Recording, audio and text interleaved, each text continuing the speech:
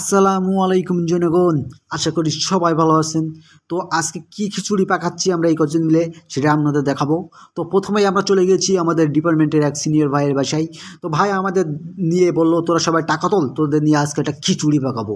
তো কি খিচুড়ি পাকাচ্ছি সেটা চিকেন ফ্রাই করব কিভাবে সেটাও আজকে দেখাবো। চিকেন ফ্রাই নাকি চিকেন লেগ চিকেন নাকি চিকেন সবই দেখাবো আজকে।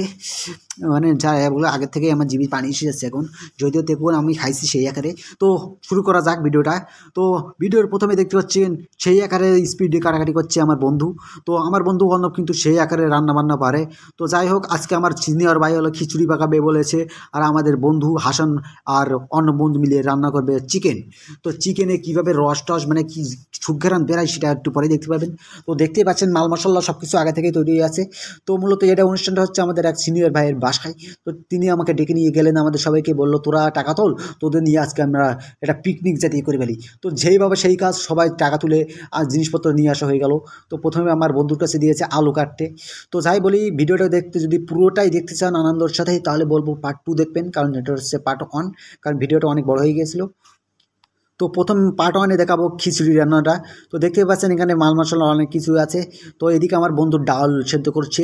তো সেদ্ধ করছে মানে ডাউলটা ভেজে নিচ্ছে হালকা, যাতে ডাউলটা একটু ভালোভাবে খিচুড়ির সাথে মিশে যায়।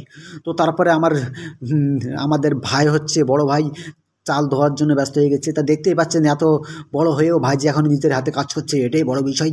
তো ভাইয়ের জন্য অবশ্যই কোনো মেয়েরা যদি দেখে থাকেন বা কোনো মেয়ের যদি ভালো লেগে থাকে ভাইকে, অবশ্যই আমাদের কমেন্টে বলে যাবেন আপনার সাথে বিবাহের সম্পর্কে কিছু করা যায় কিনা দেখা যাবে। তো যাই হোক, আমার ভাই কিন্তু বলছে কালাম ভালোভাবে ভিডিও করিস না, এটা কিন্তু এক থাবায় দিয়ে দেবো, যদিও এরকম মারলাম। যাই হোক, তো ভাই বললো ভালোভাবে ভিডিও কর। তো তারপর দেখতেই পাচ্ছেন প্রথমে ভাই হচ্ছে কিছু ঝাল, হলুদ, তেল সব দিয়ে দিচ্ছে। তো হলুদ দিল, তারপরে ঝাল দিল, আর এখন কি দিবে, এখন দিচ্ছে লবণ। তো লবণের পরিমাণটা মোটামুটি দিচ্ছে, বেশি না, মানে বেশি হয়ে গেলে তো আবার বুঝতেই পারছেন খিচুড়ি পেকে যাবে উল্টো দিকে। তো যাই হোক, তারপরে আর কি, তো এবার দেবে কি ঝাল। তো এবার দিচ্ছে কাঁচা ঝাল। তো কাঁচা ঝালের জন্য একটু ফ্রাই ভাব আসে দেখে। তারপরে আর কি, তারপরে পেঁয়াজ, আদা, রসুন সব কিছুই দিচ্ছে আস্তে আস্তে। তো এটা দিচ্ছে হচ্ছে রসুন বাটা।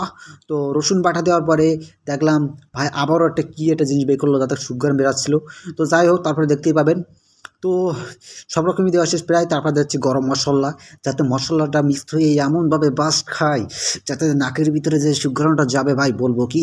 তো যাই হোক, খাওয়ার কথাটা এখন ভাবলে আবার জিভে পানি এসে যায়।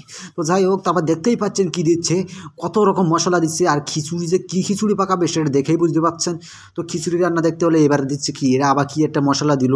তো যাই হোক, ভাই বলি সিক্রেট মশলা খালাম, সিক্রেট সব কিছু তো বলবো না তোদের, নেই তো তোরা তো আমার আর দাম দিবি না আর আমার আবার ডাকবি না। তো যাই হোক, ভাইয়ের কথাই থাকুক। তো এসে খিচুড়ির মশলা যা কী দিচ্ছে আমি অনেক সময় কনফিউজ হয়ে যাচ্ছিলাম। তারপরে আর কি, তারপর দিয়ে দিচ্ছে সয়াবিন তেল। তো এই তেলটা দেওয়ার পরে দেখলাম ভিতর থেকে একটা মশলার ফ্লেভার আসছে। তো সেই ফ্লেভারটা কী আর বলবো, আপনারা যারা খাইতে পারেন নাই তারাই বুঝবেন কেমনে। তো যাই হোক, ভাই কিন্তু সেই আকারে হাতটা গোটাই নিয়েছে, নিয়ে এক পরমার মশলা খিচুড়ির মতন পাকায় মাখাই নিয়ে এসছে। আর এমনভাবে মাখাচ্ছে দেখেই মনে হচ্ছে আজকে খিচুড়ি একটা পাকবে রে ভাই, খিচুড়ি একটা পাকবে। তো দেখেই মনে হচ্ছে খিচুড়ি মানে আসলে তৈরিই হয়ে গেছে রান্নার আগে থেকেই। তো তারপরে আবার দেখলাম ডাউল দিয়ে দিল, এটা ছিল মসুরের ডাল, আর তার সাথে ছিল হয়তো মুগির ডাল। তো যাই হোক, তারপরে আবার মাল মশলা ভালোভাবে মাখাই নিল, যেহেতু ডালটা মনে ছিল না এই জন্য একটু শেষের দিকেই দেশে।